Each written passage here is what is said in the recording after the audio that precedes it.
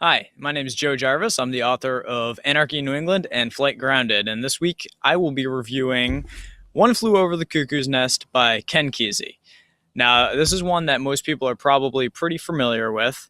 It's about a guy who is in jail, and instead of having to work out his sentence in work camp, pretty much, he decides to fake insanity so that he'll be sent to an insane asylum. He figures it'll be a little bit easier in the insane asylum, and McMurphy's his name. At first, McMurphy is right. The breakfasts are great. He's talking about having real orange juice, but there's a head nurse, Nurse Ratchet, and she seems to have a pretty evil streak in her. Really likes to maintain control, and some of the other I was going to say inmates, but they're not inmates. They're, patients, I guess, at the mental hospital think that she's really just doing these things to help them. That the group sessions where she focuses on one person's negative qualities, that it might actually be helping them.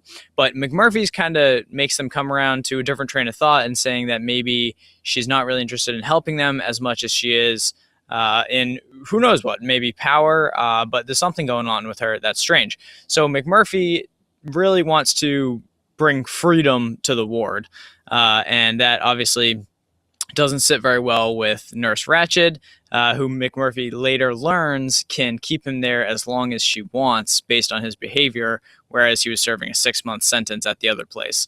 And then McMurphy also learns that some of the other patients that are with him aren't committed. They could leave if they wanted to, which is strange to him as well. And it kind of shows that even though he's forced to be there, other patients choose to be there, kind of built their own prison around them.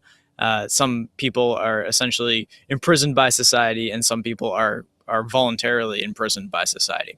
Now, I wrote an article about One Flew Over the Cuckoo's Nest called 5 Ways One Flew Over the Cuckoo's Nest is an Anti-Government Metaphor. That was before I read the book. It was based on a play I had seen in Boston. Now, go check out that article because I think it obviously still applies to the book, and I'll post a link below. Overall, I'm going to give One Flew Over the Cuckoo's Nest 3.5 stars. It was super entertaining, and it's a great book, but it could have had more excitement, I guess. I was actually expecting a little bit more excitement, a little bit of a darker element to it, because the author, Ken Kesey, was actually a worker in one of these homes at one point, and that's where he got a lot of the ideas for the book. What I loved about it was that it's told from the chief's perspective, which is cool. If you've ever seen the movie with Jack Nicholson, you might not realize that the book is told from the chief's perspective. So overall, great book. Check it out. I'm Joe Jarvis.